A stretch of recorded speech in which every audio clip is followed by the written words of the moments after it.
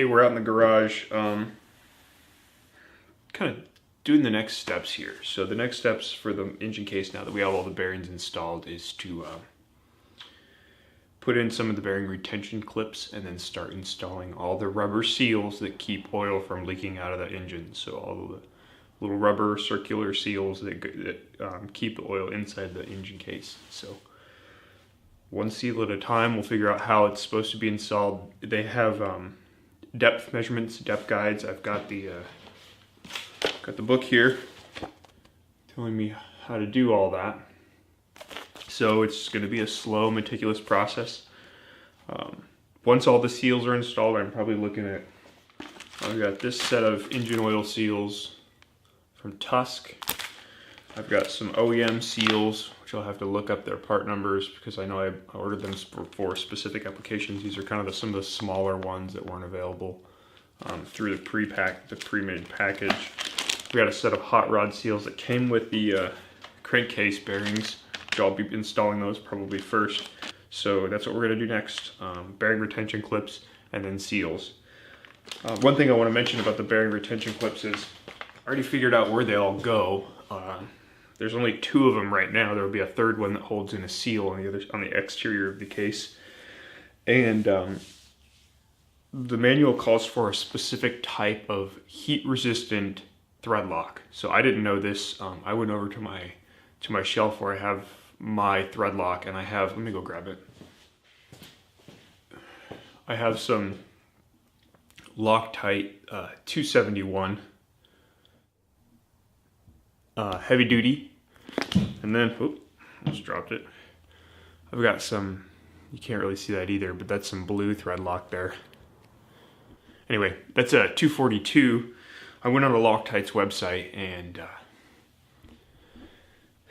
neither of these is really that heat resistant, and they're looking for a medium strength thread lock for these bearing retention clips. So I need to get a heat resistant medium strength, which would be this equivalent of this blue that goes up to 200 degrees Celsius. So this is rated for around 150. It would probably work, but I don't want to do something that is sort of contraindicated by the manual. So I'm waiting for that. I ordered it. It's coming in. I should be shipping today. So I'm waiting for that. We'll put the bearing retention clips in as placeholders, and we'll come back and put thread lock on them and torque them down later. So I'm gonna tilt the camera so you can see the opposite of the table here as I work on this, and we might even move over to the bench because we're not on the bench, we're just on a fold-out table. So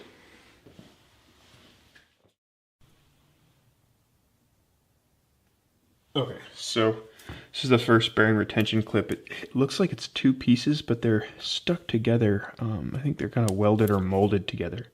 I know I'm really close to the microphone. Hopefully you can see that. It's not too blurry.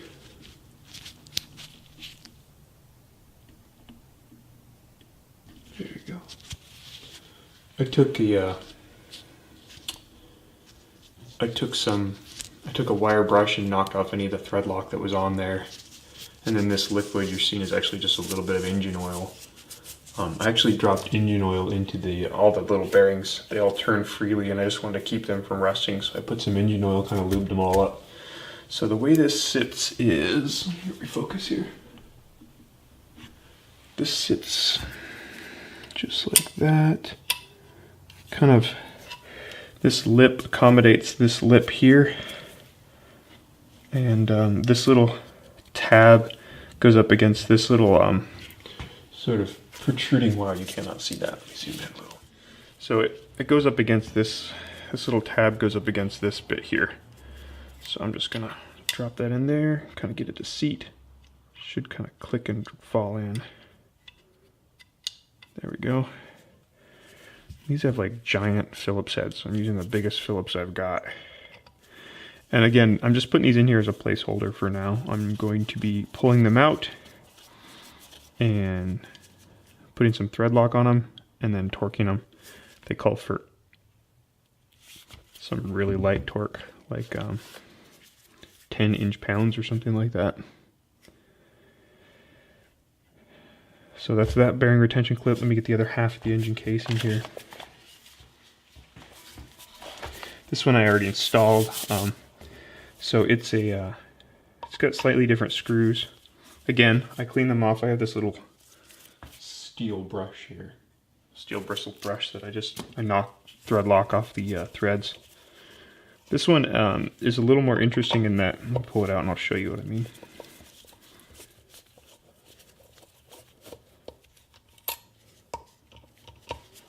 The one thing I want to mention is I'm not wearing cloth like mechanics gloves or suede mechanics gloves because they tend to have material, fibrous material that drops into, so I'm treating this more like surgery than I am like engine building.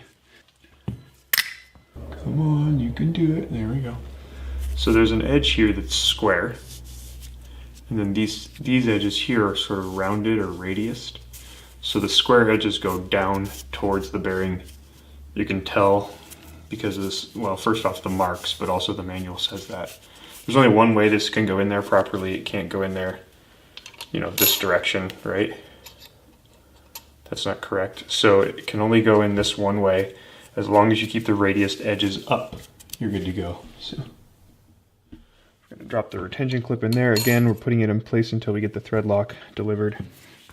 The screws are in really great shape. Those are actually the original screws. It's probably the first time they've been taken off the bike. So we're not gonna torque that down. We're just gonna tighten it a little bit. Not even snugging it up here.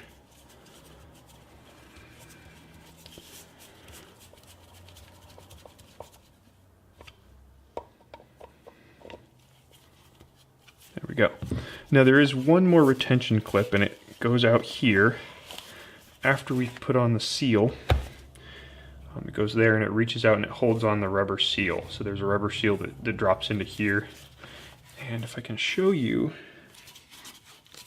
the oil portholes, you can see right there, there's a little divot cut out of the, there's a little divot cut out right there. And what that allows oil to do is it allows oil to drop down into this side of the bearing, in between the seal and the bearing. So obviously the seal lives out here, and if I put the seal too far in, it'll actually block off that porthole, which will cause this bearing to heat up and ultimately cause the engine to fail or seize. So there's a couple of places where bearings are being lubricated by a small little hole that goes down into the other side of the bearing, and I need to be really careful with the seals. So that's the take-home message there, is we're gonna do that, being pretty careful with those seals. Okay, so I figured out which direction this goes. This actually goes with the flat side facing out, like that, in there. So one thing we have to be careful is about the depth. So what I'm going to do is, I didn't measure the depth. I should have measured the depth of that when I removed it. What I'm going to do is just to measure some distances and do some napkin math and figure out how far I can drop this thing down, whether it's flush or slightly raised or whatever, before it interacts with that.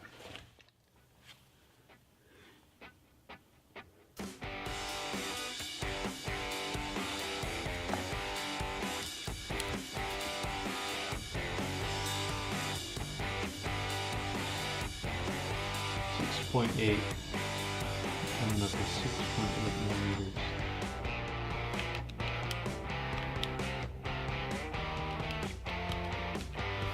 So yeah, 9/10 of a millimeter. So let's put some grease on it.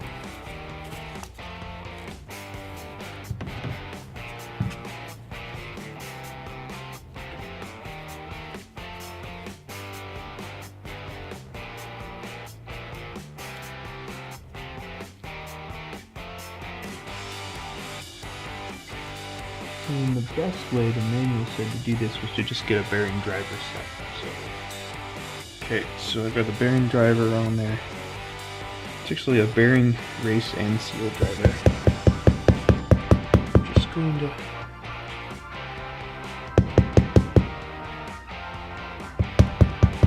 gently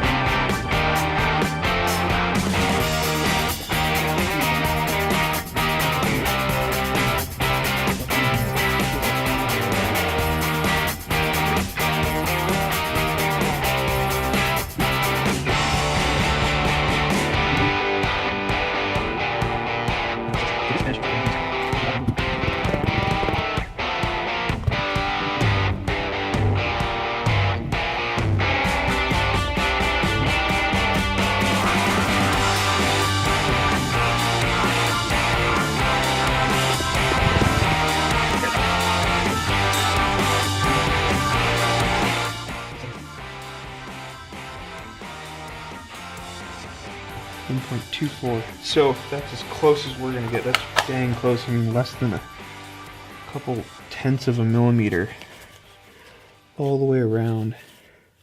The next one is this here. This outer one here, configuration here, flat side out, sort of letters out here. So let me put some grease on here.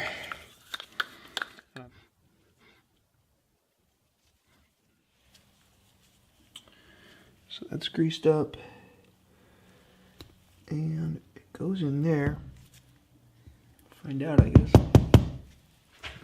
The one thing is the driver can't really push it in too far because it'll hit the aluminum, which is good.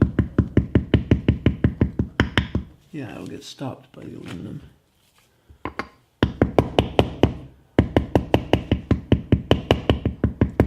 Brilliant.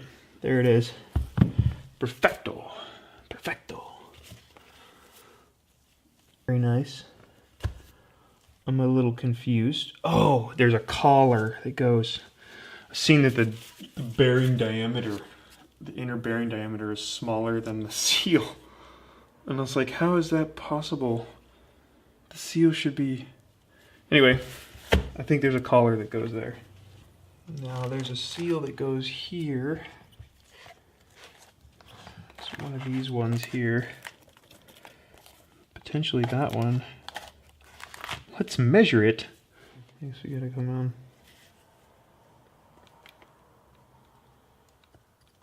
21.64 millimeters. Now what are we looking at here? This one's 24. That one's 22. So let's cut that out of there. Precision cut here.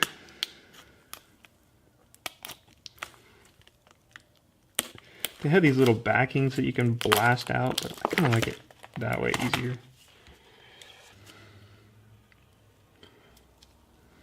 That's way too much grease for that little tiny thing.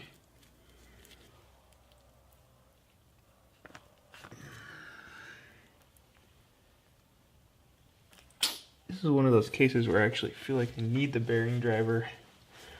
And instead of using a driver, I'm actually just going to use a smaller socket. The back side, sort of the flat side of a socket here. I'll put the extension on it backwards. And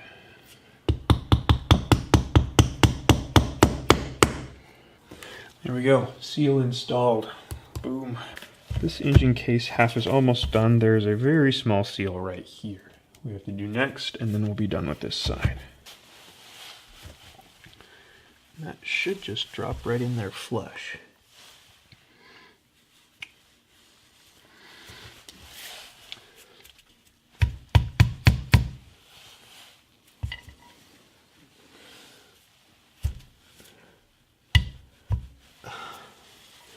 I didn't need that finger anyway.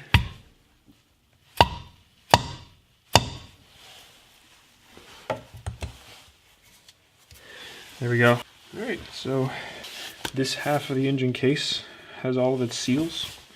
Let's put it back on its paper bag here. We'll move it back over. We'll start on the other half. We got the other engine's half, the other side of the engine case. Again, the clip has been installed. No seals on this side. A couple of seals on this side here, at least one seal there, and a retention clip to add to that. I don't think there's... I might be missing something here, but I don't think there's any other seals on this engine case half. They're using this hot rods one here. So let's get that inserted. I'm going to read up really quickly. I think it has to go in a specific orientation because of that hole. These sort of turrets have to go to where they're not interacting with that hole in any way. So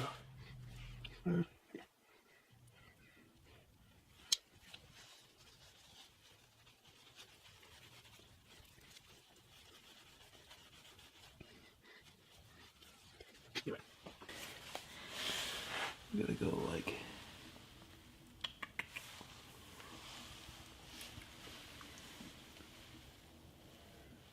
just like that.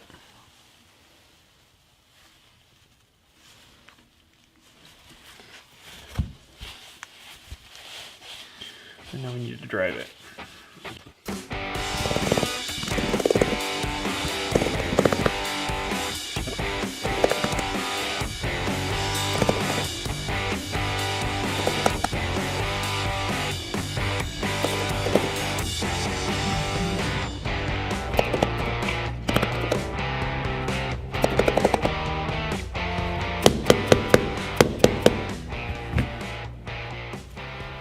Alright, there we go.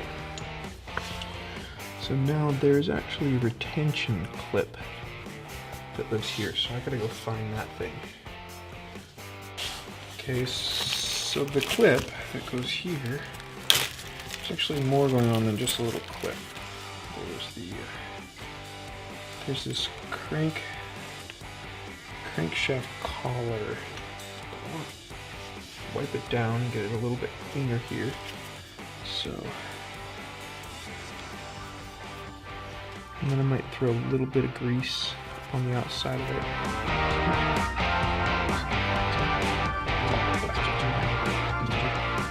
And this actually drops down into that seal.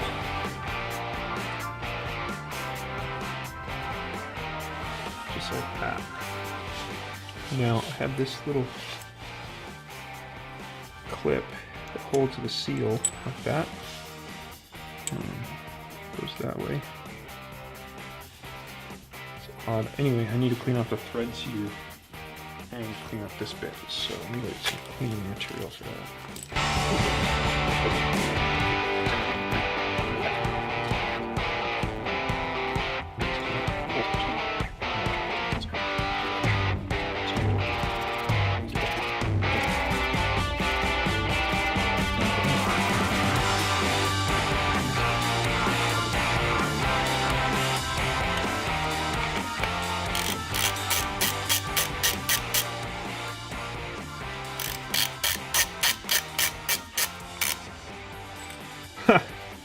That's not the direction it's supposed to go.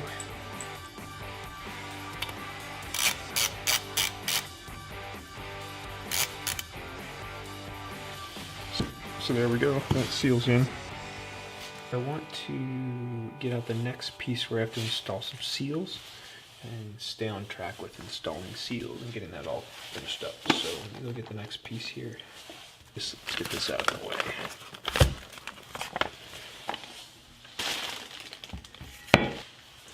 So this bit here has a couple of seals that belong. One in there, one in there. I think that's it. I think we just need those two. So I've got some 1885 engine oil that I'll be using for the first startup here. Once this is put back together, and this is the little governor seal for the exhaust valve governor. Wow, that's a lot of oil. Wow, it came out fast. It just goes in one direction. So go into that hole there. And it only goes into a certain depth. The hole is only a certain amount deep. There it goes. Probably when I put in the rod that goes through that, there's a chance I might jar it, knock it crooked or something, so I'll have to keep an eye on it. But yeah, just dropped right in there, nice and easy. There's this one over here, so then I'm gonna drop that in.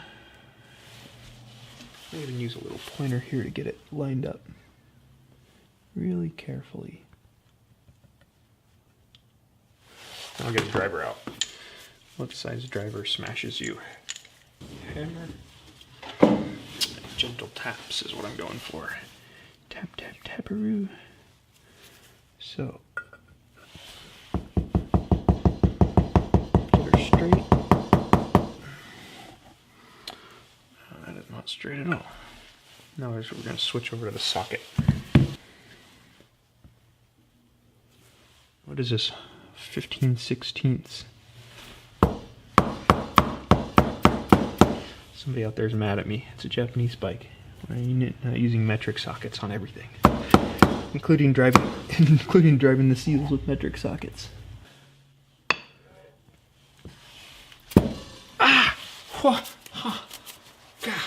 the meat of my finger right there.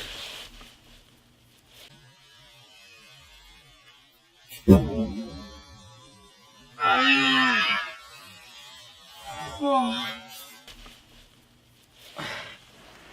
Dang. It is being resistant. Give it a couple more whacks. If it's still resistant, we're not gonna force it. Never force it. General rule in life. That's about all the thumping I want to do on that. Okay, so that's the end of that episode. I'm just checking back in with you. I know that was a little bit of a boring episode, 20 minutes long, and it was all about seals. I haven't forgot about the clips. Those are coming next. In the next episode, it's going to be those clips, the water pump, probably foremost, and then this package that I was mentioning in the previous episode, I got back from machine shop. So we'll show you what's in here, this giant box, in the next episode. So that's where we're at. We're also gonna pack up. There's a package that needs to be shipped out. I've got to send the suspension out at some point, but that's not what's got to be shipped out right away. So there's something that we got to ship out in the next episode. So what are we gonna try and cover? The water pump reassembly on the outer case of the clutch housing. The torquing down all of the clip retention and seal retention bolts and screws.